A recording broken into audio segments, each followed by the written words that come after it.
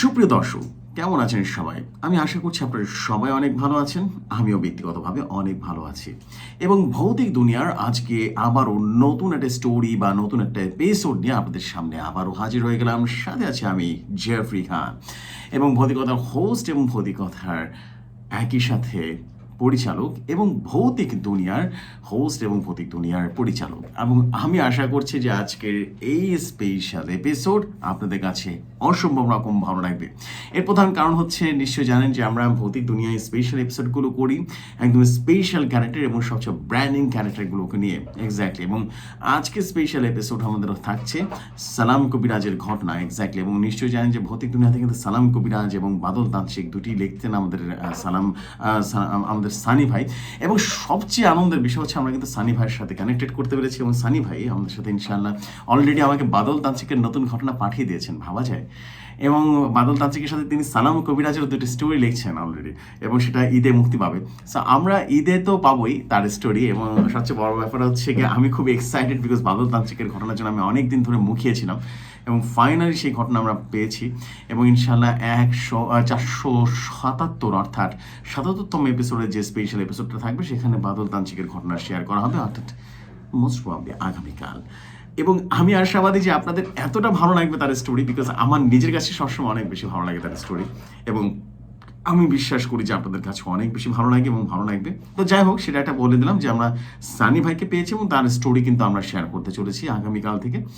But সবসময় তো regular তিনি থাকবেন না। তিনি যখন থাকছেন না, মানে সালাম কবিরাজের ঘটনা কিন্তু আমরা এখনো পাইনি। সো সালাম কবিরাজের নতুন ঘটনা কিন্তু আমাদের অ্যাডমিন প্যানেল থেকে তরিকুল ভাই লিখে পাঠিয়েছেন এবং সেটা এতটাই সুন্দর হয়েছে এবং এতটাই মাধুর্যতায় ভরা ছিল, এতটাই ক্রিপি ছিল, আমি নিজেই রীতিমতো পড়ার সময় ভয় পেয়ে গেছিলাম। অসম্ভব সুন্দর এবং অসম্ভব গোছানো ঘটনা লিখেছেন এবং আমি আশাবাদী যে সানি ভাই নিজেও অনেক বেশি অবাক হয়ে যাবে তার লেখা দেখে, এতটাই জোস। এনিওয়েজ, তরিকুল ভাইয়ের স্টোরির জন্য তাকে অনেক বেশি ধন্যবাদ জানাতে চাই এবং একই সাথে বলতে চাই যে আজকের এপিসোড মোটামুটি বেশ বড়ই হবে। সো এই হচ্ছে বিষয়, আমরা আর দেরি করবো না। আমরা এখন যেটা করবো সেটা হচ্ছে দেরি না করে আজকের এপিসোডে চলে যাবো এবং আশা করি আজকের এপিসোড আপনাদের কাছে অসম্ভব ভালো লাগবে এবং আপনারা কিন্তু অবশ্যই কমেন্ট করে জানাবেন। নিশ্চয়ই জানেন যে ভৌতিক দুনিয়াতে ঘটনা পাঠানোর দুটি ওয়ে আছে, একটা ইমেল আর একটা হচ্ছে হোয়াটসঅ্যাপ। ইমেল আইডিটা হচ্ছে ভৌতিক দুনিয়া@gmail.com এবং অবশ্যই নিশ্চয়ই জানেন হোয়াটসঅ্যাপ নাম্বার হচ্ছে 01400930111। This is basically it. আর দেরি করবো না, আমরা এখন সরাসরি চলে যাচ্ছি আজকের এপিসোডে।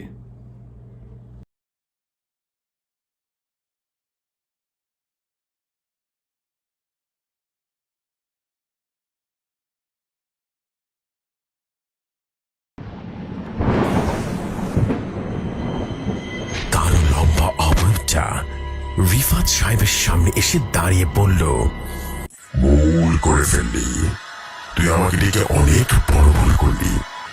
আমি মৃত ছিলাম, ভালোই ছিলাম, জাগিয়ে দিবি। রিফাত সাহেব থর থর করে কাঁপছে, ভয়ে তার শরীরের সমস্ত লোম দাঁড়িয়ে গেল। তিনি লক্ষ্য করলেন ধীরে ধীরে অবয়বটা আরো দানবীয় আকার ধারণ করল আর খুব দ্রুত এসে রিফাত সাহেবের শরীরে প্রবেশ করে বলে উঠল, ভৌতিক দুনিয়া।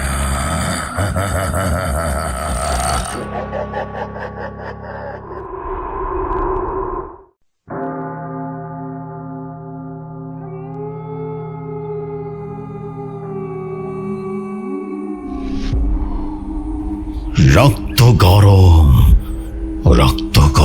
আমার তৃষ্ণা মিটছে না। সবাইকে ছিঁড়ে খাবো, কেউ রেহাই পাবে না।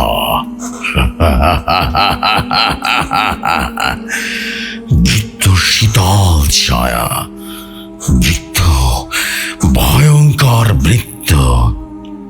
আসসালামু আলাইকুম জেফরি ভাই এবং সম্মানিত ভৌতিক দুনিয়ার লিসনার্সগণ, আশা করি আল্লাহর অশেষ রহমতে আপনারা সবাই ভালো আছেন। আমি পরম করুণাময় আল্লাহ তাআলার অশেষ রহমতে অনেক ভালো আছি। আজ আবারও আরেকটি নতুন স্টোরি নিয়ে হাজির হলাম ভৌতিকতার অ্যাডমিন তরিকুল ইসলাম আশা করি আজকের এই ঘটনা আপনাদের কাছে অসম্ভব ভালো লাগবে এবং আমারও জশ্রী ভাইকে অনেক অনেক ধন্যবাদ সালাম কবিরাজের অসাধারণ ঘটনা আমাকে দিয়ে লিখবার পারমিশন দেবার জন্য। তো যাই হোক, চলে যাই সালাম বাংলা দাদার গা হিম করার নতুন এক ঘটনা। যেহেতু ঘটনাটি অনেক বড় তাই ধীরে ধীরে লিখে পাঠাচ্ছি ভাই, সরাসরি ঘটনায় চলে যাই।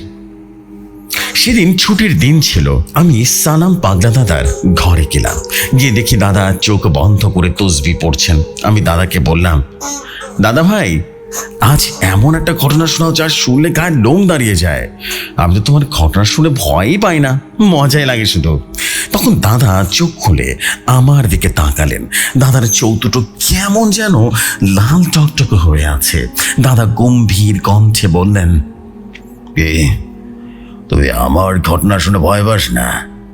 আজ তোকে এমন এক পিশাচিনীর ঘটনা শোনাবো না, যেই ঘটনা শুনলে বা যেই ঘটনা মনে পড়লে আমার নিজের গায়ের লোম দাঁড়িয়ে যায়। এই শয়তানি শক্তির সামনে আমি নিজেই মৃত্যুর মুখ থেকে ফিরে এসেছিলাম। এই বলে তিনি বলতে শুরু করলেন, শোন, আজ থেকে ঘটনাটা প্রায় 20 থেকে 25 বছর আগের কথা। তখন বর্ষাকাল, চারিদিকে থই থই পানি। আমার কাছে খবর এলো নদী পার হয়ে অনেক দূরের একটা গ্রাম আছে, যে গ্রামের নাম রক্তাদহ। সেই গ্রামে এক ভয়াবহ বিপর্যয় নেমে এসেছে। আমি আমার থলেতে কিছু দরকারি জিনিস আর পুরনো কিতাব নিয়ে বেরিয়ে পড়লাম সেই গ্রামের উদ্দেশ্যে। নৌকা করে যখন সেই গ্রামে পৌঁছালাম না, তখন প্রায় মাগরিবের আজান দিচ্ছে। আমি গ্রামে পা রাখে রীতিমতো থমকে দাঁড়ালাম। পুরো গ্রাম কেমন যেন পচা মাংসের দুর্গন্ধে পড়ে গেছে। চারপাশটা অস্বাভাবিক রকম শান্ত। কোনো পাখির ডাক নেই, কোনো মানুষের কোলাহল নেই। আমি ধীরে ধীরে গ্রামের ভেতরে এগোতে লাগলাম। হঠাৎ দেখতে পেলাম একটা লোক লণ্ঠন হাতে নিয়ে থরথর করে কাঁপতে কাঁপতে এদিকেই আসছে। আমি লোকটাকে ডাক দিলাম, এই যে ভাই, একটু শুনবেন। লোকটা আমার ডাক শুনে রীতিমতো চমকে উঠল আর ভয় ভয় পড়ল। কে আপনি? আর আমি বললাম, ভয় পাবেন না, আমি সালাম কবিরাজ। পাশের গ্রামের মতিন সাহেব আমাকে এই গ্রামে আসতে বলেছিলেন। আমার নাম শুনে লোকটা যেন রীতিমতো জান ধরে ফেলো। আর আমাকে বলল, ওস্তাদজি, আপনি আমার সাথে চলুন, তাড়াতাড়ি আসুন। লোকটা আমাকে নিয়ে এগুলো গ্রামের ঠিক মাঝখানে একটা বড় উঠানে। সেখানে গ্রামে বেশ কিছু মানুষ গোল হয়ে বসে আছে, সবার মুখে আতঙ্কের ছাপ। আমাকে দেখি গ্রামের বাতব্য রীতিমতো ছুটে এলেন আর আমার হাত দুটো ধরে রীতিমতো কেঁদে ফেললেন।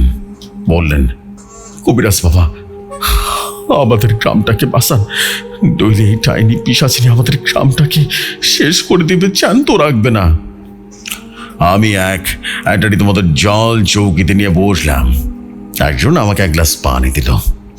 আমি পানিটা গিলে শরীরটা বন্ধ করে নিলাম, কারণ বুঝতে পারছিলাম এখানে খুব শক্তিশালী কোনো নেতিবাচক শক্তি ঘুরে বেড়াচ্ছে। আমি মাতব্বরকে বললাম, কি হয়েছে আমাকে একটু খুলে বলুন তো। তখন মাতব্বর সাহেব বলতে শুরু করলো, কবিরাজ বাবা, আজ থেকে 1 মাস আগের কথা। আমাদের গ্রামের পাশেই একটা পুরনো বট গাছ আছে, ওখানে কেউ যায় না। কিন্তু এক রাতে গ্রামের ওই সোলেমান কাকার ছেলে রাতের বেলা ওই রাস্তা দিয়ে আসছিল। পরদিন সকালে আমরা দেখতে পাই সোলেমান ছেলের লাশ ওই বট গাছের ডালে উল্টো হয়ে রীতিমতো ঝুলে আছে। আর সবচেয়ে ভয়ঙ্কর বিষয় হলো, তার শরীরে একটা ফোঁটাও রক্ত ছিল না। পুরো শরীরটা সাদা ফ্যাকাশ হয়ে গেছিল, আর গলার কাছে 2টো বড় বড় দাঁতের গর্ত। এই কথাটা শুনে আমার গা ছমছম করে উঠল। আমি বললাম, আচ্ছা, তারপর কি হলো? মাতব্বর সাহেব ঢোক গুলে আবার বলতে শুরু করলেন, এরপর থেকে প্রতি অমাবস্যার রাতে গ্রামের একজন করে জোয়ান ছেলে নিখোঁজ হয়ে যায়।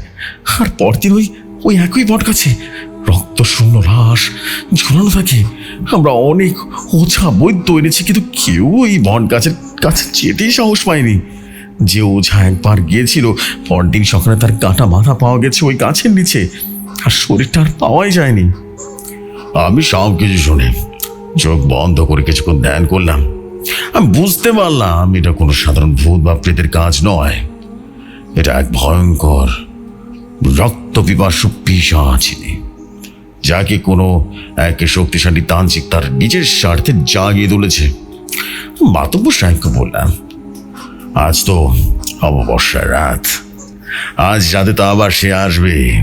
মাতব্বর ভয় রীতিমতো কাঁপতে কাঁপতে বলল, হ্যাঁ কবিরাজ বাবা, আর আজ কার যে টাক পড়বে সেই ভয়ে আমরা সবাই এক জায়গায় জড়ো হয়ে আছি। আমি বললাম, আপনারা কেউ ঘরের বাইরে যাবেন না কেমন? আমি আজ রাতে ওই বট গাছের কাছে যাব। এই কথাটা শুনে গ্রামের সবাই রীতিমতো আটকে উঠলো। সবাই বললো, না না কবিরাজ বাবা, আপনি সেখানে যাবেন না, সে আপনাকেও ছিঁড়ে ছিঁড়ে খাবে। আমি একটা মুচকি হাসি দিলাম আর বললাম, অন্ধকার যতই গভীর হোক আলোর কাছে তাকে হার মানতেই হয়। আপনারা শুধু আল্লাহর কাছে দোয়া করেন। রাত তখন প্রায় কত হয় 12টা বাজে। চারদিক ঘুটঘুরে অন্ধকার। আমি আমার থলে থেকে কিছু পরা সরিষা, একটা চন্দন কাঠের টুকরো আর আমার পুরনো কিতাটা নিয়ে বেরোলাম। গ্রামের পথ ধরে হাঁটতে লাগলাম ওই বট গাছটার দিকে। রাস্তায় কোনো জনমানুষ নেই, শুধু ঝিঝি পোকার ডাক আর মাঝে মাঝে শিয়ালের বুক কাঁপানো ডাক শোনা যাচ্ছে। বাতাসটা হঠাৎ করে খুব ঠান্ডা হয়ে গেল, আর সেই পচা মাংসের দুর্গন্ধটা যেন ধীরে ধীরে আরো তীব্র হয়ে গেল। আমি দূর থেকে দেখতে পেলাম সে বিশাল বট গাছটা। অন্ধকারে এই গাছটাকে রীতিমতো বিশাল দানবের মতো লাগছিল। আমি বট গাছের কাছে গিয়ে একটা বৃত্ত আঁকলাম, আর বৃত্তের চারপাশে ওরা সরিষা ছিটিয়ে দিলাম। এরপর বৃত্তের মাঝখানে বসে কোরআন আয়াত পড়তে শুরু করলাম। কিছুক্ষণ পর হঠাৎ গাছটার উপর অদ্ভুত শব্দ ভেসে আসতে লাগলো। মনে হচ্ছিল কেউ যেন কাঁচা মাংস চিবিয়ে চিবিয়ে খাচ্ছে, আর তার সাথে হাড় ভাঙার বট বট করে শব্দ হচ্ছে। আমার বুকের ভেতরটা রীতিমতো কেঁপে কেঁপে উঠলো, কিন্তু আমি আমার পড়া বন্ধ করলাম না। হঠাৎ চারপাশে বাতাস একেবারে থেমে গেল, আর একটা বিদ করে দাঁড়ি কণ্ঠের হাসি রীতিমতো শোনা গেল।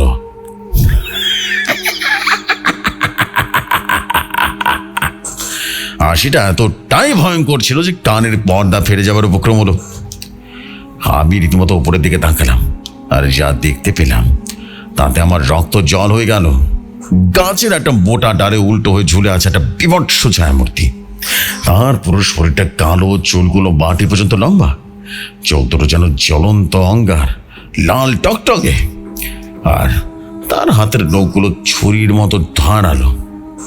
মুখ দিয়ে ফোটায় ফোটায় তাজা রক্ত পড়ছে। সে উল্টো হয়ে আমার দিকে তাকিয়ে ঘাটটা বাঁকিয়ে দিল, আর ভয়ঙ্কর গলায় বলল, তোর মনে হচ্ছে রক্ত গরম? আজ আজ তোর রক্ত খেয়ে আমি আমার তৃষ্ণা মেটাবো। আমি চিৎকার দিয়ে বললাম, শয়তানের দোসর, জানিস আমি কে? আমি তোকে আজ চিরতরে ভস্ম করে দেব। এই বলে আমি আমার পরা পেরেকটা তার দিকে ছুটে মারলাম। পেরেকটা তার গায়ে লাগতে বিকট চিৎকার করে উঠল। একেবারে চিৎকারে বলছিল যে জ্বলে পড়ে যাচ্ছে তার শরীর, কিন্তু পরক্ষণে সে গাছ থেকে ধপ ধপ করে নিচে লাফিয়ে পড়ল। আর আমি দেখলাম তার পা দুটো উল্টো। সে আমার বৃত্তের চারপাশে ঘুর ঘুর করতে লাগলো, আর তার মুখ দিয়ে আগুনের হলকা বেরোতে লাগলো। হ্যাঁ, সে আমার বৃত্তটা ভেঙে ফেলার আপ্রাণ চেষ্টা করতে লাগলো। বাটি যেন থরথর করে কাঁপছে। আমি রীতিমতো বুঝতে পারলাম এই পিশাচিনী অনেক শক্তিশালী। আমি আরো জোরে জোরে আয়াত পড়তে লাগলাম। ঠিক সেই সময় পিশাচিনী একটা অদ্ভুত মন্ত্র পড়তে শুরু করলো, আর সাথে সাথে বট গাছের গোড়া মাটি ফেটে যেতে লাগলো, আর মাটির নিচ থেকে বেরিয়ে আসতে লাগলো অসংখ্য মানুষের কঙ্কাল, যাদের চোখ দিয়ে লাল আলো বেরোচ্ছে। তারা সবাই আমার দিকে রীতিমতো এগিয়ে আসতে লাগলো। পিশাচিনী অট্ট হাসি দিয়ে উঠল আর বলে উঠল, তোর এই ছোট্ট বৃত্ত আমাকে আটকাতে পারবে না। আজ তুই মরবি, সবাই মরবে। আমি বুঝতে পারলাম একা এই বিশাল শক্তিশালী শয়তানি বাহিনীর সাথে মোকাবেলা করা আমার পক্ষে কঠিন হয়ে যাচ্ছে। আমার শরীরে ঘাম ঝরতে লাগলো। বৃত্তের জোর ধীরে ধীরে কমে আসছে। কঙ্কালগুলো রীতিমতো বৃত্তের একেবারে কাছাকাছি চলে এসেছে। তারা তাদের তীক্ষ্ণ নখ দিয়ে আমার বৃত্তের অদৃশ্য প্রাচীর আঘাত করতে শুরু করেছে। আমি বৃত্তের ভেতরে বসে বসে ঘামছিলাম, আর আমার চারপাশে ঘিরে ফেলেছে শত শত কঙ্কাল, যাদের চোখ থেকে লাল আগুনের রশ্মি বেরোচ্ছে। তারা তাদের ধারালো নখ দিয়ে আমার বৃত্ত ভাঙার চেষ্টা করছে। ঠক খসখস অদ্ভুত সব আওয়াজ। আর পিশাচিনী বট গাছের ডালটা দিকে উল্টো হয়ে ঝুলে আছে, অট্ট হাসি দিচ্ছে। সে বলছে, তোর ওই ছোট্ট বৃত্ত আজ তোকে বাঁচাতে পারবি না রে। আমি তোকে আজ কচি কচি করে কাটবো। তোর রক্ত, গরম রক্ত দিয়ে আমি গোসল করব।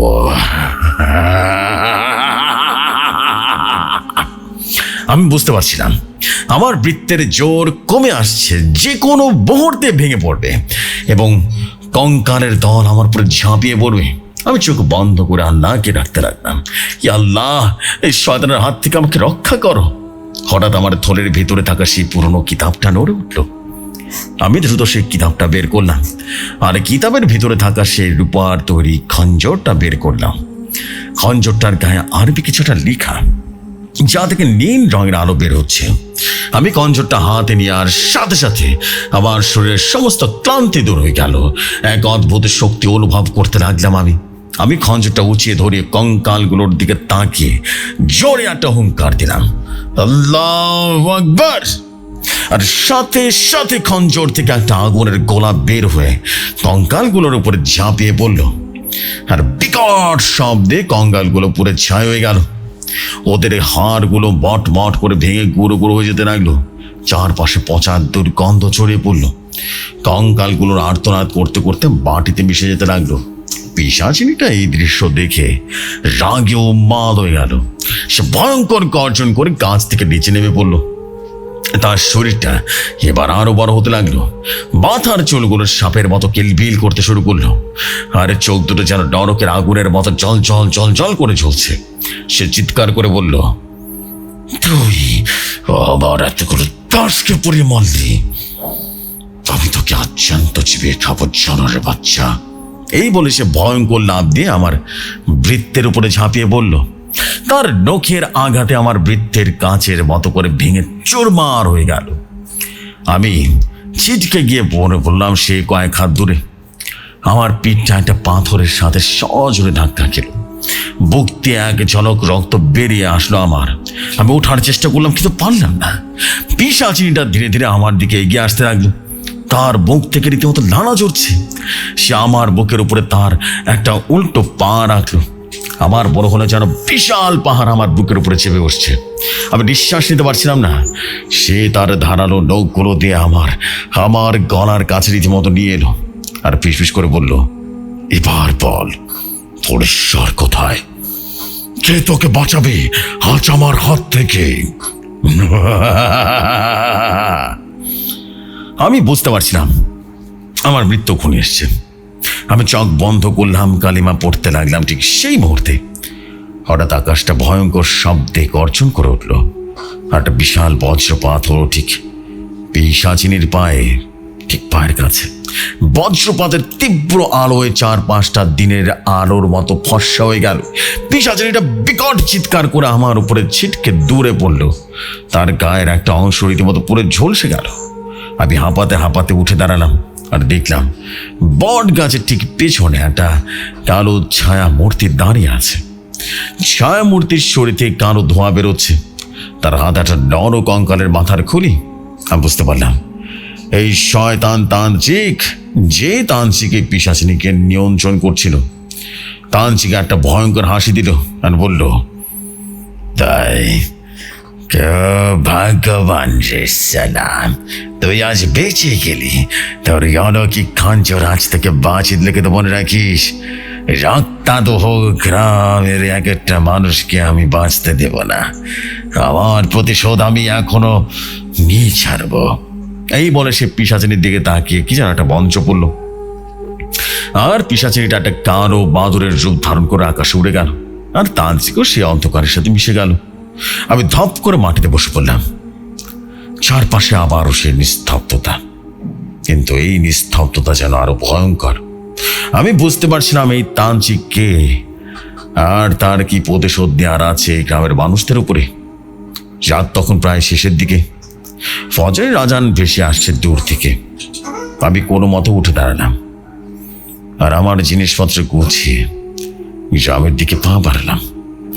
গ্রামে ফিরে গিয়ে দেখি সবাই মাতব্বরের বাড়িতে বসে আছে। সবাই সারা রাত ঘুমাতে পারেনি ভয়ে। আমাকে দেখে সবাই ছুটে এলো। মাতব্বর আমার রক্তমাখা মুখ আর ছেঁড়া জামা কাপড় দেখে কেঁদে ফেললেন আর বললেন, কবিরাজ বাবা, আপনার এই অবস্থা। আমি মাতব্বরকে রাতের সমস্ত ঘটনা খুলে বললাম। আর তান্ত্রিকটার কথা শুনে মাতব্বরের মুখটা রীতিমতো ফ্যাকাশ হয়ে গেল। তিনি থরথর করে কাঁপতে কাঁপতে মাটিতে বসে বললেন আর বললেন, তাহলে কি সে ফিরে এসেছে 50 বছর পর?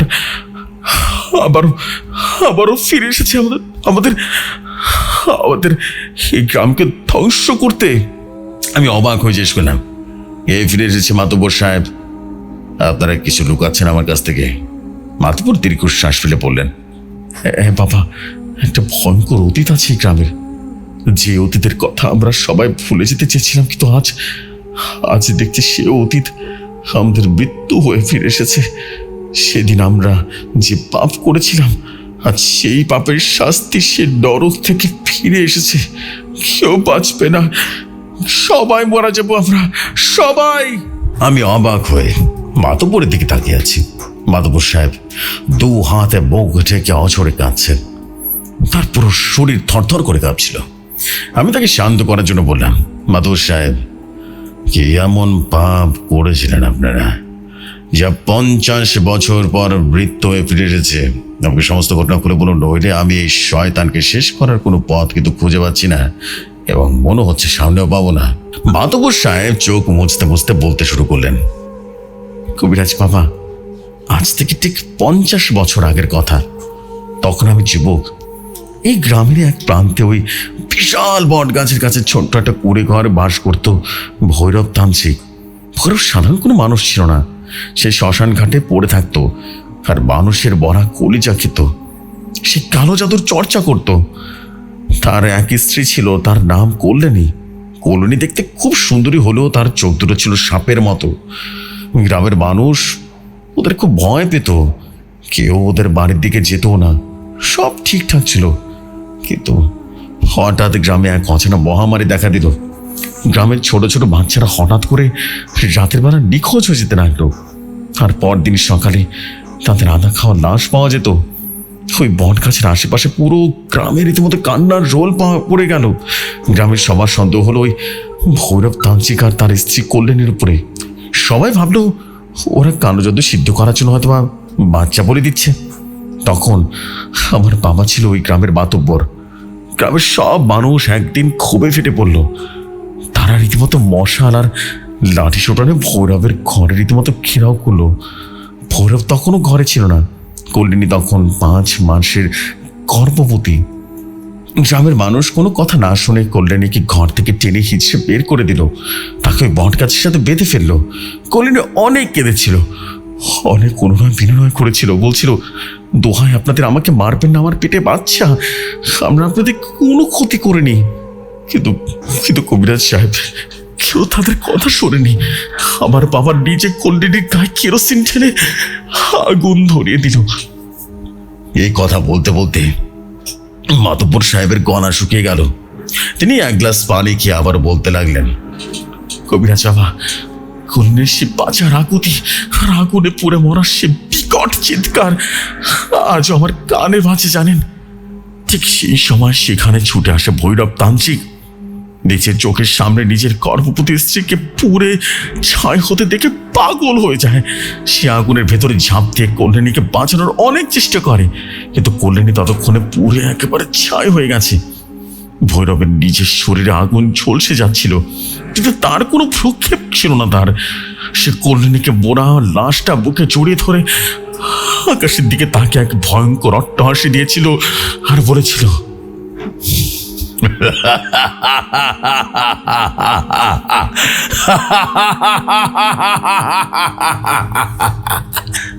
তোরা তোরা আমার নিরপরাধ স্ত্রী আর অনাগত সন্তানকে পুড়িয়ে মেরেছিস,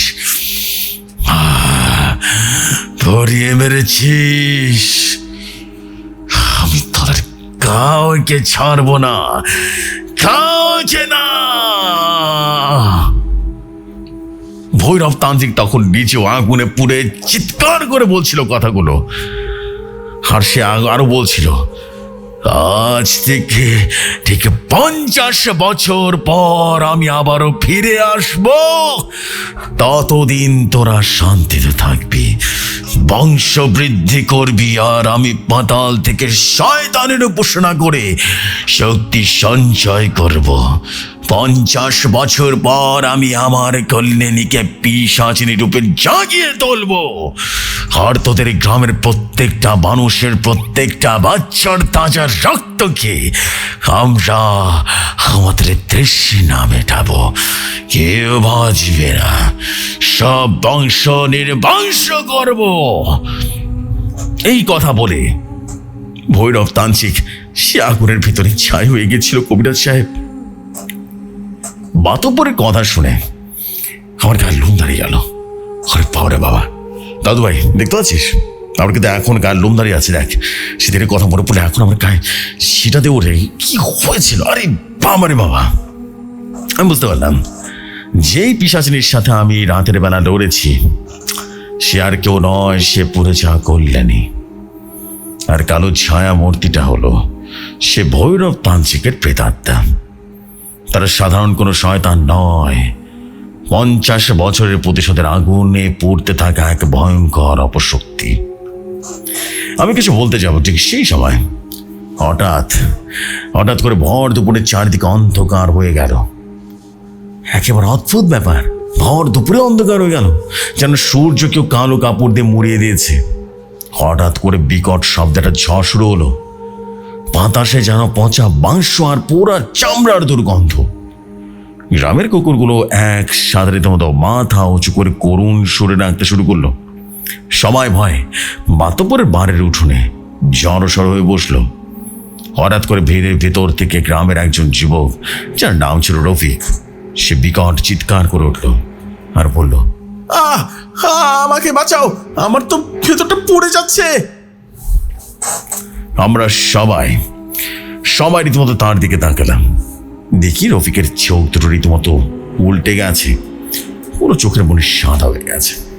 তার শরীরটা অদ্ভুত ধরনের বেঁকে যাচ্ছে, মনে হচ্ছে কেউ যেন তার শরীর জোর করে ভাঙিয়ে দিচ্ছে। আর তার মুখ দিয়ে সবুজ রঙের ফেনা বেরোচ্ছে। রফিক হঠাৎ করে তান্ত্রিক ভৈরবের গলায় কথা বলে উঠল, আমি চলে এসেছি, তোদের মৃত্যুর সময় ক্ষণে এসেছে। আজ দুপুরে তোদের প্রথম উপহার। এই কথা বলার সাথে সাথে রফিক তার নিজের দু হাত দিয়ে নিজের গলাটা সজোরে চেপে ধরল। তার রক্ত গলার মাংসে রীতিমতো গেঁথে গেল, ফিনকিদের রক্ত ছুটতে লাগলো। আমরা কয়েকজন ছুটে গিয়ে রীতিমতো হাত ছাড়ানোর চেষ্টা করলাম, কিন্তু তার গায়ে যেন হাতের সমান শক্তি ভর করেছে। আমাদের চোখের সামনে রফিক নিচের গলা নিজে ছিঁড়ে ফেললো আর ধরমর করতে করতে রীতিমতো মাটিতে রীতিমতো লুটিয়ে পড়ল। রক্তে ভেসে গেল পুরো উঠোন। গ্রামের মহিলারা এই ভয়ঙ্কর দৃশ্য দেখে চিৎকার করে জ্ঞান হারিয়ে ফেলল। আমি দ্রুত আমার কিতাব থেকে পবিত্র বাটি বের করে চারদিকে ছিটিয়ে দিলাম এবং আমি বুঝতে পারছিলাম ভৈরব তান্ত্রিকার কল্যাণে পিশাচিনী এখন আর শুধু রাতের অন্ধকারে নয়, দিনের আলোতেও তারা আক্রমণ করতে সক্ষম। তাদের শক্তি এখন অনেক গুণ বেড়ে গেছে, অনেক গুণ। আমি মাতব্বর সাহেবকে বললাম, গ্রামের সবাইকে বড় উঠোনের এক জায়গায় বসান।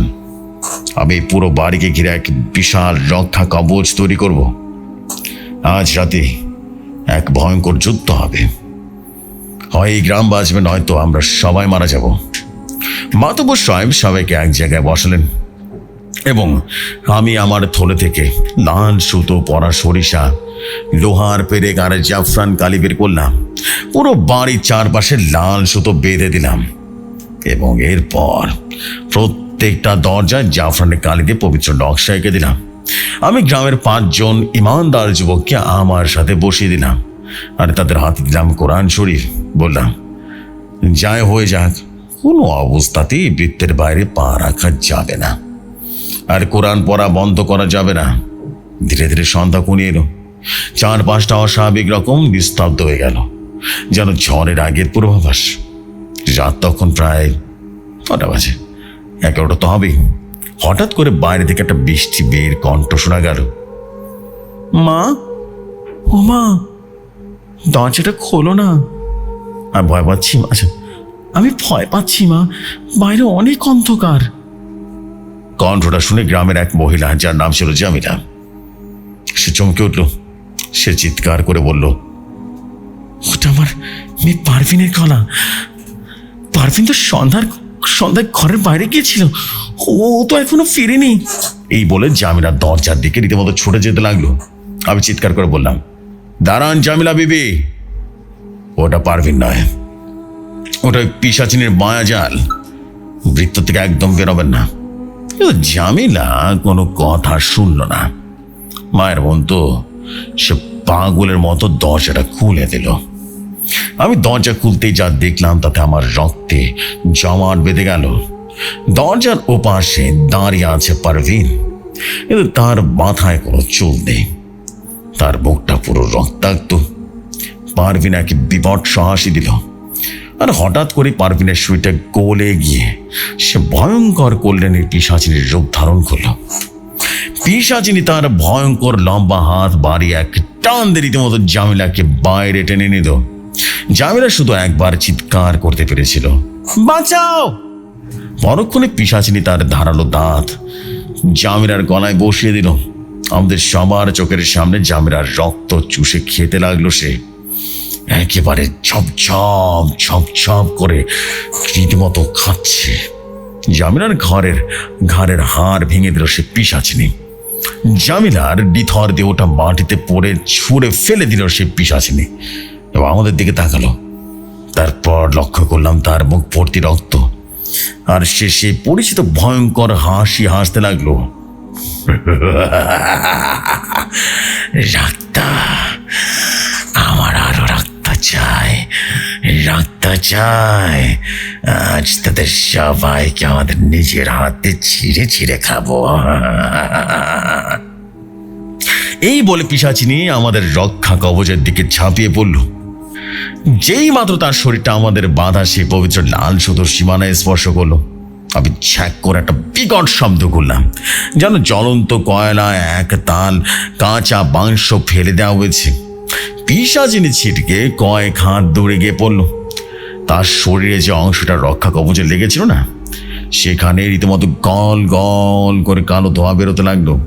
সে যন্ত্রণায় মাটিতে কড়াকড়ি খেতে লাগলো, আর এমন এক বিকট শব্দে চিৎকার করলো যে আমাদের কানের পর্দা ফেটে যাবার উপক্রম হলো। আর সে বলছিল, আমি তাদেরকে ছাড়বো না। গ্রামের মানুষ ভয় একে অপরকে জড়ে ধরে থরথর করে কাঁদছে। আমি সেই 5 জন যুবককে উদ্দেশ্য করে বললাম, কেউ ভয় পেও না, কেউ কোরআন পড়া থামাবে না। তোমাদের কণ্ঠের আওয়াজ যত বাড়বে, এই রক্ষা কবচ তত বেশি শক্তিশালী হবে। তারা কাঁপা কাঁপা গলায় আরো জোরে তেলাওয়াত করা শুরু করলো। পিশাচিনী মাটি থেকে উঠে দাঁড়ালো। তার চোখের দৃষ্টি এখন আরো ভয়ঙ্কর। সে বুঝতে পেরে গেছে এই রক্ষা কবচ সহজে ভাঙা যাবে না। হঠাৎ সে আকাশের দিকে বুক করে অদ্ভুত এক বঞ্চ পড়া শুরু করলো। তার বঞ্চ পড়ার সাথে সাথে চারপাশের বাতাস একদম বরফের মতো ঠান্ডা হয়ে গেল, আর সেই সাথে শুরু হলো এক ভয়ঙ্কর ঝড়। গাছপালা ভেঙে পড়তে লাগলো, আর তখনই আমরা দেখলাম সে ভয়ঙ্কর দৃশ্য। অন্ধকার পরে আমাদের সামনে এসে দাঁড়ানো সেই কালো ছায়া মূর্তি, ভৈরব তান্ত্রিক। ভৈরব তান্ত্রিকের আকার তখন আর সাধারণ মানুষের মতো নেই। সে প্রায় 10 ফুট লম্বা এক বিশাল দানব রয়েছে, বিশাল দানব। আর চোখ দুটো রীতিমতো আগুনের মতো লাল হয়ে গেছে, আর তার হাতে ত্রিশূলের মাথায় কাঁথা আছে মানুষের করটি। ভৈরব তান্ত্রিক তখন অট্ট হাসি দিল আর বলল, সালাম, তুই ভেবেছিস তোর সামান্য সুতোর বেড়া দিয়ে আমাদের আটকাবি? আমি 50 বছর ধরে পাতালের অন্ধকার শুষে নিয়েছি, তোর পবিত্র সীমানা আমি এক নিমিষে অপবিত্র করে দেব। এই বলে সে ভৈরব তান্ত্রিক তার বিশাল হাতটা বাড়িয়ে দিল জমিলার নিথর মৃত দেহটার দিকে। জমিলার শরীরটা থেকে রীতিমতো ফোঁটা ফোঁটা রক্ত ঝরছিল। তান্ত্রিক সে রক্ত তার ত্রিশূলের মাথায় মেখে নিল, আর তারপর এক ভয়ঙ্কর মন্ত্র পড়তে শুরু করলো। সেই ভয়ঙ্কর মন্ত্র পড়তে পড়তে সে অপবিত্র রক্ত আমাদের রক্ষা কবচের লাল সুতোর উপরে ছিটিয়ে দিল। রক্তটা সে সুতোয় লাগার সাথে সাথে বিশাল এক বিস্ফোরণের মতো শব্দ হলো। আমি দেখলাম পবিত্র কফ জাফরান কালি দিয়ে আঁকা নকশাগুলো কালো হয়ে পড়ে যাচ্ছে, আর সে লাল সুতো দিয়ে আমি সীমানা বাঁধিয়েছিলাম সেটা পটাং পটাং করে শব্দ করে ভেঙে গেল, ছিঁড়ে গেল। রক্ষা কবচ ভেঙে যাচ্ছে, আর সাথে সাথে ভৈরব তান্ত্রিক আর সেই কল্যাণী পিশাচিনী বিকট উল্লাসে মেতে উঠছে। রক্তের হোলি খেলা শুরু হলো রে, এভাবে করে চিল্লাচ্ছে। রক্ষা কবচ ভাঙার সাথে সাথে অন্ধকারের বুক চিরে বেরিয়ে এলো অসংখ্য কঙ্কানার পিশাচ। তারা হুড়মুড় করে উঠোনে ঢুকে বলল, শুরু হলো এক ভয়ঙ্কর হত্যাযজ্ঞ। গ্রামের মানুষের দিক বেদিক জ্ঞান শূন্য হয়ে ছুটতে লাগলো, কিন্তু পালাবে কোথায়? পিশাচগুলো তাদের উপরে রীতিমতো ডিক্রের মতো ঝাঁপিয়ে পড়ল। আমার চোখের সামনে দেখলাম রহিম নামের এক যুবককে দুটো কঙ্কাল দুই দিক থেকে ছিঁড়ে ধরেছে, আর কল্যাণে পিশাচিনী ডাব দিয়ে যুবকের উপরে বসে নিজের ধারানো নখ দিয়ে রহিমের বুকটা চিরে রীতিমতো ভাগ করে দিল। রহিমের কলিজা বের করে সে কাঁচায় চিপে চিপে খেতে লাগলো, বিভৎস জম্বির মতো জম্বি। রক্ত ফিনকি দিয়ে পুরো উঠান লাল হয়ে গেল। চারদিকে শুধু মানুষের আর্তনাদ, হাড় ভাঙার মটমট শব্দ আর পিশাচের উল্লাস। আমি আর ধীরে স্থির থাকতে পারলাম না। আমার থলে থেকে সে অলৌকিক রূপার খঞ্জরটা বের করলাম, আর আল্লাহু আকবার বলে ঝাঁপিয়ে পড়লাম কঙ্কালটার উপরে। খঞ্জরের এক এক কোপে কঙ্কালগুলো পুরো ছাই হয়ে যেতে লাগলো, কিন্তু ওরা সংখ্যা এত বেশি ছিল যে আমি একা কোলে উঠতে পারছিলাম না। হঠাৎ পেছন থেকে ভৈরব তান্ত্রিক তার বিশাল এক হাত দিয়ে আমার গলাটা রীতিমতো চেপে ধরল আর আমাকে শূন্যে তুলে ফেলল। আমার মনে হলো আমার গলার সব শিরা উপশিরা ছিঁড়ে যাচ্ছে। তান্ত্রিক আমাকে ছুঁড়ে মারল একটা পাকা দেওয়ালের উপরে। দেওয়ালটা ভেঙে আমি রীতিমতো ওপারে গিয়ে পড়লাম এবং আমার মাথা পেটে কনকন করে রক্ত বেরিয়ে আসলো। আমি চোখে রীতিমতো সর্ষে বল দেখছিলাম। দাদু ভাই, তান্ত্রিক ধীরে ধীরে আমার দিকে এগিয়ে আসতে লাগলো, তার হাতে সে ত্রিশূল। সে বলে উঠল, তোর খেলা শেষ সালাম, আজ নিজের হাতে তোর কলিজা চিরে খাবো। আমি বুঝতে পারছিলাম আমার শরীর বা শারীরিক শক্তি দিয়ে একে হারাতে পারবো না। আমাকে এখন শেষ অগ্ন অস্ত্র প্রয়োগ করতেই হবে। অনেক কষ্টে উঠে বসলাম, চোখ দুটো বন্ধ করে আমার বন্ধু মহান জিন জালালউদ্দিন শামশের খানকে স্মরণ করতে লাগলাম। আমি আমার অন্তরের সবটুকু আকুতি ঢেলে দিলাম আর বললাম, বন্ধু শমশের, আজ আপনার খুব প্রয়োজন। এই নরপিশাচের হাত থেকে এই নিরীহ মানুষকে বাঁচান বন্ধু।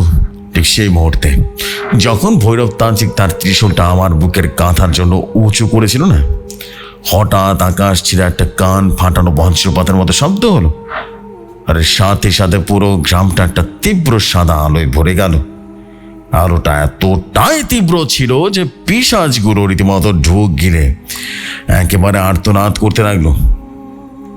সে সাদা আলোর মাঝখান থেকে বাটি ফুঁড়ে বেরিয়ে এলেন আমার বন্ধু জালালউদ্দিন শামসের জিন।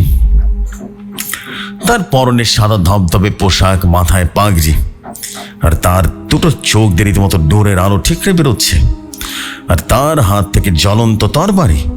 শামশের জিন ভৈরব তান্ত্রিকের দিকে তাকিয়ে ভয়ঙ্কর একটা হুঙ্কার দিলেন আর বললেন, তোর এত বড় সাহস, তুই আমার বন্ধুকে আঘাত করতে চাস? তুই সামান্য তান্ত্রিক হয়ে এত অহংকার? আজ আমি তোকে এই তোর পিশাচিনীকে জাহান্নামের আগুনে জ্বালিয়ে দেব। ভৈরব তান্ত্রিক প্রথমে একটু ঘাবড়ে গেলেও পরক্ষণে অট্টহাসি দিয়ে উঠলো আর বলল, তুই একটা জিন হয়ে আমাকে ভয় দেখাচ্ছিস? আমি শয়তানের উপাসক, আমার গায়ে আজ পাতালের শক্তি আছে। তোকেও আজ শেষ করে দেব। শুরু হলো এক ভয়ঙ্কর যুদ্ধ। শামশের জিন তার জ্বলন্ত তরবারিটা নিয়ে ঝাঁপিয়ে পড়লেন ভৈরব তান্ত্রিকের উপরে। তান্ত্রিক তার ত্রিশূল দিয়ে সে আঘাত ঠেকাতে লাগলো। তাদের অস্ত্রের ঠেকা ঠুকি রীতিমতো চারপাশে আগুনের স্ফুলিঙ্গ রীতিমতো ছিটতে লাগলো। অন্যদিকে কল্যাণী পিশাচিনী শামশের জিনের উপরে রীতিমতো পেছন থেকে হামলা করার চেষ্টা করলো, কিন্তু শামশের জিন চোখের পলক রীতিমতো ঘুরে গিয়ে তার তরবারি এক কোপে কল্যাণীর এক হাত শরীর থেকে আলাদা করে দিল। কল্যাণী বিকট শব্দে আর্তনাদ করে মাটিতে লুটিয়ে পড়ল। তার কাটা হাত থেকে কালো দুর্গন্ধ রক্ত বেরোতে লাগলো। ভৈরব তান্ত্রিক তার স্ত্রীর এই অবস্থা দেখে পাগল হয়ে গেল। সে শামশের জিনের উপরে রীতিমতো পাগলের মতো আক্রমণ করতে লাগলো, কিন্তু শামশের জিনের পবিত্র শক্তির সামনে টিকে থাকতে পারছিল না। তান্ত্রিক বুঝতে পারলো সে হেরে যাচ্ছে। হঠাৎ সে একটা অদ্ভুত কাজ করলো দাদু ভাই। সে তার ত্রিশূলটা নিজের একটা কঙ্কাল দাসের বুকে রীতিমতো গেঁথে দিল। তারপর সে কঙ্কালের রক্তদের নিজের কপালে একটা তিলক কেটে দিল, আর আকাশের দিকে দু হাত তুলে একটা আদিম শয়তানি বঞ্চজপ করতে শুরু করলো। ওম পাতাল ভৈরবী হোম রক্ত পিপাসু মহাপিশাচ জেগে ওঠো, আমার শেষে রক্তের বিনিময় জেগে ওঠো। মঞ্চ পড়া শেষ হওয়ার সাথে সাথে পুরো গ্রামের মাটি ভয়ঙ্কর ভাবে কাঁপতে শুরু করলো, যেন এক বিশাল ভূমিকম্প হচ্ছে। মাটিতে বড় বড় ফাটল ধরতে লাগলো, আর সে ফাটলের ভেতর থেকে আগুনের লাভা আর লাল লাল আভা বেরিয়ে আসতে লাগলো। শামশের জিন আমার দিকে তাকিয়ে চিৎকার করে উঠলেন আর বললেন, বন্ধু সালাম, নিজেকে সামলান। তান্ত্রিক তার নিজের আত্মাকে উৎসর্গ করেছে পাতারের সবচেয়ে ভয়ঙ্কর শয়তানকে জাগিয়ে তোলার জন্য। আজকের রাতটা আমাদের সবাইকে শান্ত থাকতে হবে। একটা ভয়ঙ্কর পরীক্ষা আমাদের জন্য অপেক্ষা করছে। আমি দেখলাম বাটির সেই বিশাল ফাটল থেকে ধীরে ধীরে বেরিয়ে আসছে বিশাল আকার এক দানব, যার আকার বট গাছের চেয়ে অনেক বড়। তার শরীর দিয়ে লাভার মতো আগুন ঝরছিল, আর তার নিঃশ্বাসে চারপাশ গাছপালা পুরো ছাই হয়ে যাচ্ছে। এই দানবীয় শয়তানের হুঙ্কারে পুরো আকাশ লাল হয়ে গেল। বুঝতে পারলাম এইটা কোনো সাধারণ শয়তান নয়, এ হলো নরকের রক্ষী মহাপিশাচ। ভৈরব তান্ত্রিক হাঁটু গেড়ে বসে সে মহাপিশাচের সামনে মাথা নত করলো, আর কল্যাণ পিশাচিনী অট্ট হাসি দিয়ে উঠল। সব শেষ, তোরা আজ সবাই আগুনে পুড়ে মরবি। দাদু ভাই, আমার সারা শরীর রীতিমতো অবশ্যই আসছিল। আমার চোখের সামনে এত বড় শয়তানি শক্তি শামশের জিনও বিশাল এক দানবকে দেখে শামশের জিনও পিছিয়ে গেল। আমার মনে হলো হয়তো বা এটাই আমাদের শেষ রাত। এই রক্তাদহ গ্রাম হয়তো বা চিরতরে শ্মশান হয়ে যাবে। লক্ষ্য করলাম দানবটা ধীরে ধীরে বিশাল এক রূপ নিল। তার নিঃশ্বাসে গাছপালা চারিপাশটা রীতিমতো পুরো ছাই হয়ে যাচ্ছে। ভৈরব তান্ত্রিক হাঁটু গেড়ে বসে সে মহাপিশাচের সামনে মাথা নত করলো, আর সব কল্যাণে অট্ট হাসি দিয়ে উঠল আর বলল, সব শেষ, তোরা সবাই মরবি। আমি দেখলাম শামশের জিন বিশাল দানবের সামনে একটু থমকে গেলেন। কিছুক্ষণ পরে তিনি বললেন, আল্লাহু আকবার। এই বলে সে ভয়ঙ্কর হুঙ্কার দিলেন। শামশের জিন তার জ্বলন্ত তরবারি নিয়ে শূন্য লাফিয়ে উঠলেন, আর সোজা সোজা মহাপিশাচের বুকের উপর তরবারিটা চালিয়ে দিলেন। কিন্তু এ কি, তরবারি পিশাচের বুকে লাগার সাথে সাথে গোলে পানি হয়ে গেল। মহাপিশাচ এক বিকট হাসি দিল, আর সে বলল, সামান্য জিন হয়ে আমাকে আঘাত করিস? আমি পাতারের আগুন দিয়ে তৈরি, তোর নূর আমাকে পোড়াতে পারবে না। এই বলে সে মহাপিশাচ বা মহাশয়তান তার বিশাল এক জ্বলন্ত হাত দিয়ে শামশের জিনকে সজোরে একটা আঘাত করলো। শামশের জিনও ছিটকে পড়লো আমার পায়ের কাছে। তার পবিত্র সাদা পোশাক রীতিমতো পুরো কালো ছাই হয়ে গেছে। সে যন্ত্রণায় ছটফট করতে লাগলেন। আমি চিৎকার করে উঠলাম, বন্ধু শামশের। আমি ছুটে গিয়ে তার মাথাটা করে তুলে নিলাম। শামশের জিন কাঁপা কাঁপা গলায় বললেন, বন্ধু সালাম, এই শক্তি অসীম, এটা সাধারণ কোনো অস্ত্রের মৃত্যু নেই। আপনাকে আল্লাহর সবচেয়ে পবিত্র কালামের আশ্রয় নিতে হবে। যদি আজ এই গ্রাম তো বটে, পুরো পৃথিবী ধ্বংস হয়ে যাবে, ঠিক সেই সময় ভৈরব তান্ত্রিক আর কল্যাণী পিশাচিনী আমাদের দিকে এগিয়ে আসতে লাগলো। ভৈরব তান্ত্রিক বলল, তোর জিনের তো দফা রফা হয়ে গেল রে সালাম, এবার তোর পালা। মহাপিশাচদের সময়কে পুরো ছয় করে দাও। মহাপিশাচ তার বিশাল বুকটা হা করলো, আর তার ভেতর থেকে গল গল করে বেরিয়ে আসলো আগুন। আমি বুঝতে পারলাম এটাই শেষ সময়। আমি শামশের জিনকে বাটে শুয়ে দিয়ে নামে এবং চোখ বন্ধ করে সমস্ত বন প্রাণ এক করে আল্লাহর দরবারে ফরিয়াদ জানালাম। আমি পড়তে শুরু করলাম সর্বশ্রেষ্ঠ শক্তিশালী আয়াতগুলো, আর জোরে জোরে পড়তে লাগলাম যে আমার গলার শিরা উপশিরা রীতিমতো ফুলে উঠল। আমার চোখ দিয়ে অঝরে পানি পড়তে লাগলো, আর বললাম, ই আল্লাহ, তুমি সর্বশক্তিমান, এই শয়তানের হাত থেকে তুমি নিরীহ বান্দাদের রক্ষা করো। হঠাৎ করে মহাপিশাচের মুখ থেকে বেরিয়ে আসা সেই আগুন আমার দিকে যেন এগিয়ে না আসে অদৃশ্য কাঁচের সাথে দেয়ালে ভাগ ধাক্কাকে ফিরে গেল। মহাপিশাচ অবাক হয়ে থমকে দাঁড়ালো। আমি আমার পড়া চালিয়ে যেতে লাগলাম, আর আমার শরীর থেকে একটা অদ্ভুত নীলচা আলো বেরিয়ে আসতে লাগলো। আলোটা ধীরে ধীরে পুরো গ্রামে ছড়িয়ে পড়তে লাগলো, আর এই আলো পিশাচগুলোর গায়ে লাগতে তারা আর্তনাদ করতে লাগলো। কল্যাণী পিশাচিনী চিৎকার করে উঠল আর বলল, আমার শরীর পুড়ে যাচ্ছে। সে রীতিমতো অন্ধকারের দিকে ছুটে গেল, আর ভৈরব তান্ত্রিক ভয় পেয়ে পিছিয়ে যেতে লাগলো। মহাপিশাচ রাগে উন্মত হয়ে গেল। সে বিশাল হাত দিয়ে আমাকে পিষে ফেলার জন্য আঘাত করত, কিন্তু সে পবিত্র দেয়াল ভেদ করে আমাকে ছুঁতে পারলো না। হঠাৎ আকাশ ছেড়ে ভয়ঙ্কর মেঘের গর্জন শোনা গেল, যেন আসমান দুভাগ হয়ে গেছে, আর সেই ছেঁড়া আসমান থেকে বেরিয়ে এলো সাদা নূরের আলো। আলোটা এতটাই উজ্জ্বল ছিল সেদিকে তাকাতে পারছিলাম না। সেই নূরের ভেতর থেকে মনে হলো হাজার হাজার ফেরেশতার প্রতিধ্বনি ফিরে আসছে। আল্লাহু আকবার, আল্লাহু আকবার প্রতিধ্বনি হচ্ছে। এই ধ্বনি মহাপিশাচ রীতিমতো ভয় কাঁপতে লাগলো। দূরের আলো সোজা গিয়ে মহাপিশাচের উপরে পড়লো, আর সাথে সাথে আলোটা বিশাল আগুনের শিকলে পরিণত হলো। শিকলটা মহাপিশাচের পুরো শরীরকে পেঁচিয়ে ধরলো। পিশাচটা বিকট শব্দে চিৎকার করতে লাগলো, তার শরীর যেন ধোঁয়ায় ধোঁয়ায় ভরে যাচ্ছে। সে শিকল ছেড়ার আপ্রাণ চেষ্টা করতে লাগলো, কিন্তু সেই আসমানে শিকলের কাছে সে অসহায় হয়ে পড়ল। ঠিক সেই সময় চমকে যাওয়ার মতো ঘটনা ঘটল।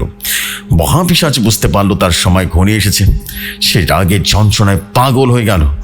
ভৈরব তান্ত্রিকের দিকে তাকালো আর বলল, তুই আমাকে জাগিয়েছিস তোর স্বার্থে, আজ আমি একে পাতালে যাব না, একা পাতালে যাব না, তোকে আমার সাথে যেতে হবে। এই বলে মহাপিশাচ জ্বলন্ত বিশাল হাত দিয়ে ভৈরব তান্ত্রিককে ধরে ফেললো। তার বিকট চিৎকার দিয়ে উঠল, না, আমাকে ছেড়ে দাও, আমাকে বাঁচাও। কিন্তু কে শুনবে কার কথা? মহাপিশাচ এক টানে ভৈরব তান্ত্রিকের নিজের মুখে ভরে ফেললো। আমরা শুনতে পেলাম ভৈরব তান্ত্রিকের মটমট করে ভাঙার শব্দ, আর মটমট করে ভাঙার শব্দ, আর তার আর্তনাদ।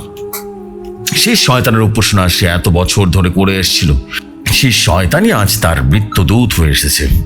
অন্যদিকে কল্যাণী পিশাচিনী পবিত্র নূরের আলো সহ্য করতে না পেরে মাটিতে গড়াগড়ি খাচ্ছিল। শামশের জিন, যিনি এতক্ষণ নূরের আলো পেয়ে আবারও নিজের শক্তি ফিরে পেয়েছিলেন, তিনি উঠে দাঁড়ালেন। তার হাতে তরবারি এখন আরো বেশি উজ্জ্বল।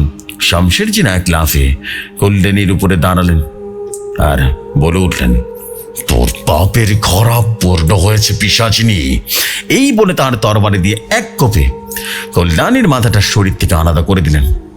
মাথাটা মাটিতে ছিটকে পড়ল, আর তার শরীর দিয়ে দাও দাও করে আগুন রীতিমতো জ্বলে উঠল, আর মুহূর্তে ছাই হয়ে গেল। এবার মহাপিশাচের পালা। আসমানি আগুনের শিকল তাকে টানতে টানতে সে বিশাল ফাটলের দিকে নিয়ে গেল। মহাপিশাচ তার সর্বশক্তি দিয়ে বাঁটি আঁকড়ে ধরার চেষ্টা করল। তার বিকট গর্জনে পুরো গ্রামের মাটি থরথর করে কাঁপছে, কিন্তু কোনো লাভ হলো না। সে শিকল তাকে টেনে হিচড়ে পাতালে নামিয়ে দিল, আর সাথে সাথে ভয়ঙ্কর শব্দে বাটির সে ফাটল চিরতরে বন্ধ হয়ে গেল। চারপাশ হঠাৎ করে একদম শান্ত হয়ে গেল। কোথাও কোনো শব্দ নেই, বাতাসে সেই পচা মাংসের দুর্গন্ধ আর নেই। ভোরের স্নিগ্ধ বাতাস বইতে শুরু করলো, পূর্ব আকাশে উঁকি দিচ্ছে, আর ঠিক তখনই দূর থেকে ভেসে এলো ফজরের আজানের সুমধুর ধ্বনি। আল্লাহু আকবার, আল্লাহু আকবার। আমার চোখ বেয়ে রীতিমতো আনন্দের শান্তির জল রীতিমতো গড়িয়ে পড়লো। আমি মাটিতে সেজদায় লুটিয়ে পড়লাম আর বললাম, হে আল্লাহ, তোমার দরবারে লাখো কোটি শুকরিয়া। গ্রামের মানুষ আজ বেঁচে গেল। তারা সবাই ছুটে এসে আমাকে জড়িয়ে ধরলো আর বলল, কবিরাজ বাবা, আপনি আজ আমাদের নতুন জীবন দান করলেন। আপনি না থাকলে আমাদের গ্রামের নাম নিশানা মুছে যেত। আমি মাতব্বর সাহেবকে বললাম, না না না, সব আল্লাহর ইচ্ছায় হয়েছে মাতব্বর সাহেব, আমি শুধুমাত্র ওসিলা ছিলাম। অতীতের পাপের শাস্তি আপনারা পেয়েছেন, আর কখনো এমন পাপ করবেন না। শামশের জিন আমার কাছে এলেন, তার মুখে এক স্নিগ্ধ, এক অদ্ভুত সুন্দর হাসি। তিনি বললেন, বন্ধু সালাম, আপনার ইমানের জোর আজ জয়ী হয়েছে। এই গ্রাম এখন সম্পূর্ণ পবিত্র, আর কোনো শয়তানি শক্তি এখানে প্রবেশ করতে পারবে না। আমার যাবার সময় হয়েছে বন্ধু, ভালো থাকবেন। এই বলে শামশের জিন আমাকে সালাম দিয়ে ভোরের আলোর সাথে মিশে গেল। এরপর আমি কয়েকদিন সেই গ্রামে ছিলাম। যাদের প্রাণ গেছে তাদের দাফন কার্জন বা দাফন কাফনের ব্যবস্থা করলাম। পুরো গ্রামটাকে ধোয়া পরে বন্ধ করে দিলাম, যাতে আর কখনো কোনো শয়তানি নজর এই গ্রামের ওপরে না পড়ে। তারপর আমি বিদায় নিয়ে নিজের গ্রামের দিকে পা বাড়ালাম। এ তো রক্তাদহ গ্রামের সেই ভয়ঙ্কর কথা, মহাপিশাচের সেই গর্জন আর তান্ত্রিকের আর্তনাদ আজও ভয় লাগে ভাবলে। তো দাদু ভাই, এরাই ছিল আমার ঘটনা, ভয়ঙ্কর এক ঘটনা। আর এই ঘটনায় আমি নিজের মৃত্যু নিজে দেখেছিলাম। এবার ভয় পাচ্ছিস তো? সালাম পাগলা দাদা আমার দিকে তাকিয়ে মুচকে একটা হাসি দিলেন। আমি দাদুকে ভয় ভয় বললাম,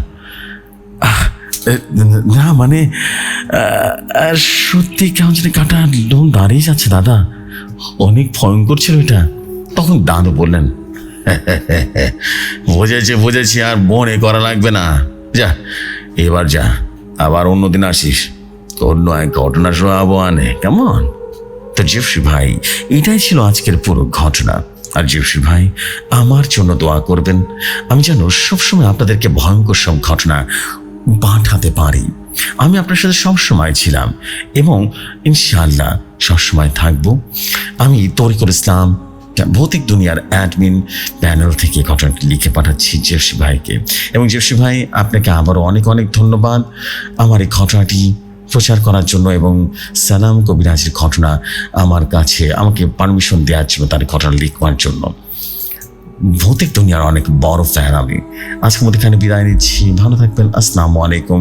ঘটনায় কোনো ভুল ত্রুটি হলে একটু কষ্ট করে সংশোধন করে নিন। ভালো থাকবেন ভাইয়া।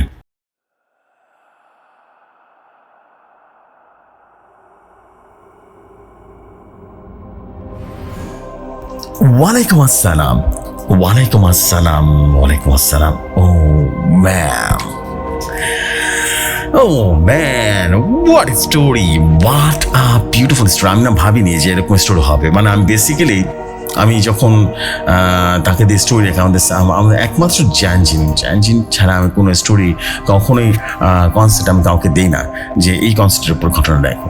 জ্যানজিনটা সম্পূর্ণ আমি নিজে কনসেপ্ট বা আমরা কনসেপ্ট করি। আর বাকি যে ঘটনা, যেমন সালাম কবিরাজ, বাদল তান্ত্রিকের ঘটনা, এগুলো ঘটনা না, মানে এগুলো ঘটনা কনসেপ্ট সম্পূর্ণ আমি তাদের উপরে ছেড়েছি। আপনারা দেখেন, আমরা অপেক্ষায় আছি, দেখি আপনাদের ঘটনা কেমন হয়। ও ম্যান, আমি জাস্ট শকড হয়ে গেলাম। এত সুন্দর একটা ঘটনা কিভাবে লিখে পাঠিয়েছেন ভাই, আমার জানা নাই। অসম্ভব সুন্দর হয়েছে ঘটনাটা। অ্যান্ড মনে হচ্ছে চোখের সামনে যেন ঘটনাটা ঘটলো। যেমন ভয়ঙ্কর, তেমন থ্রিলিং, তেমনই মানে হাড়হিম করা। ওফ, সেই ভাই ভাল লাগছে, সেই একটা স্টোরি ছিল, সেই ভাল লাগছে। আর শুনলেই অনেক বেশি জোস একটা স্টোরি ছিল, মনের মতো সুন্দর স্টোরি। অ্যান্ড আমি বিলিভ করি যে অসম্ভব সুন্দর এই ঘটনাগুলো আপনারা অবশ্যই অনেক অনেক সুন্দরভাবে স্টোরিটা লিখতে পারবেন। Thank you very much. এবং আমাদের তরিকুল ভাইকে অবশ্যই অনেক বেশি ধন্যবাদ এই অসম্ভব সুন্দর ঘটনাটা আমার কাছে অসম্ভব সুন্দরভাবে পাঠানোর জন্য। অ্যান্ড আমরা কিন্তু আরও দারুণ দারুণ সব স্টোরির অপেক্ষায় থাকলাম এবং পাঠাবেন তো বটেই, বিকজ অ্যাডমিন প্যানেল থেকে যেহেতু রিভাইভ করা হচ্ছে। সো আমি এখন আরেকটা যেটা করব সেটা হচ্ছে আজকের মতো এখানে বিদায় নেব। বাট হ্যাঁ, আপনাদেরকে আরেকটা এপিসোড আজকে উপহার দেবো, যেহেতু আরেকটা এপিসোডের সময় হয়ে এসেছে। সো আমরা ইনশাআল্লাহ আরেকটা এপিসোড আজকে শুনবো। সো তার আগে বলে নিই, আপনারা যদি ঘটনা পাঠাতে চান, ঘটনা পাঠাতে পারেন। দুটি ওয়ে আছে ঘটনা পাঠানো, একটা ইমেল, একটা হচ্ছে হোয়াটসঅ্যাপ। ইমেল এটা হচ্ছে ইমেল আইডিটা হচ্ছে ভৌতিকদুনিয়া@gmail.com এবং হোয়াটসঅ্যাপ নাম্বারটা হচ্ছে 01400930111 and this is basically it. So আমি এখন আর দেরি করবো না, আমরা এখন সরাসরি চলে যাব নেক্সট স্টোরিতে বা নেক্সট এপিসোডে। একটু পরেই রওনা হব, মানে একটু পরে শুরু হবে আর কি। সো এই হচ্ছে বিষয়, চলে যাই এখনকার মতো। আসসালামু আলাইকুম, শুভরাত্রি সবাইকে।